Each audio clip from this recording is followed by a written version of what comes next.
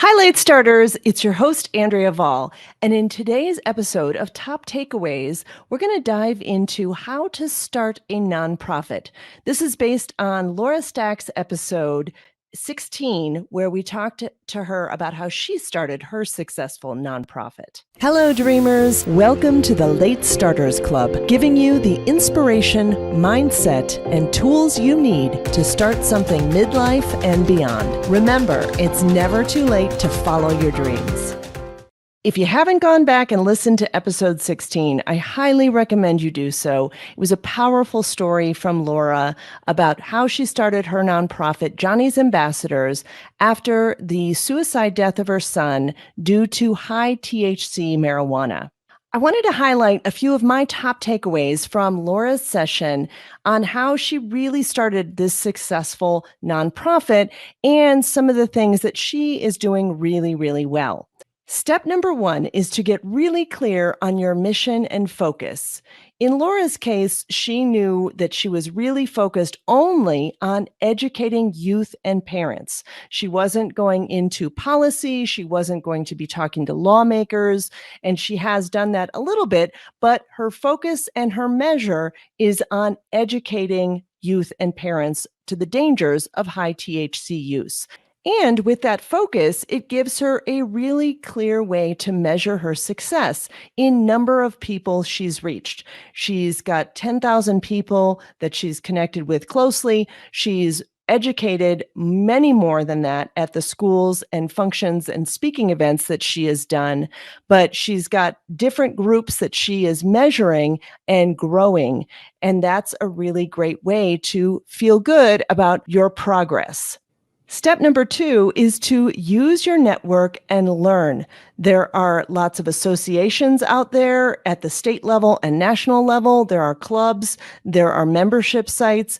But one thing that Laura did was to connect with her existing network. She's got a great network of people. Some of them have already started nonprofits, and they were able to help her get clear on any pitfalls and all the things that she needed to have done to get her nonprofit started successfully. Step number three is to hire a great board of directors. That's important for a nonprofit to have a board of directors.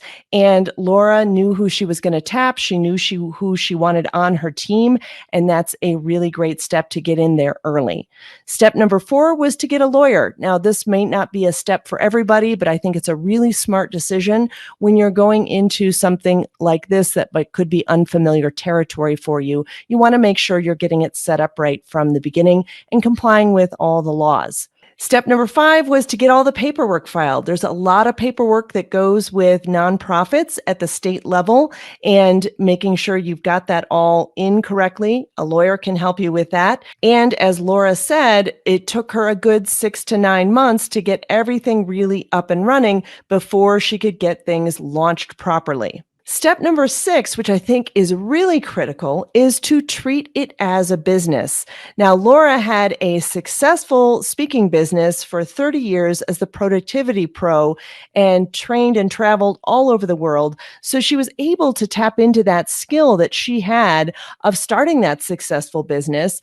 And she knew what needed to be done in terms of marketing and websites and getting social media up and running and really getting the word out in that grassroots way. Now, if you haven't started a business before, you might need a little bit help in this area. In the technology site, you might need someone to create a website for you. You might need someone to help you with some of the other email systems that you might be using. But I think one of the things that Laura has done successfully is really know how to market this nonprofit so that she is getting the word out. She's created some great Facebook groups. She's regularly posting on social media to help get that word out. And she's knows how to tell stories about her nonprofit to maximize the sharing. And I think that really comes from a marketing perspective. Now, we're going to dive a little bit deeper into how to create an email list in our Quick Fix Friday so that you can also build that coalition that she talked about that has been successful for her of donors and ambassadors for her nonprofit. Hope to see you there. Hope that was helpful, and make sure you grab the free guide, Top Tools for Late Starters, on the website at latestartersclub.com. And let's turn dreaming into doing.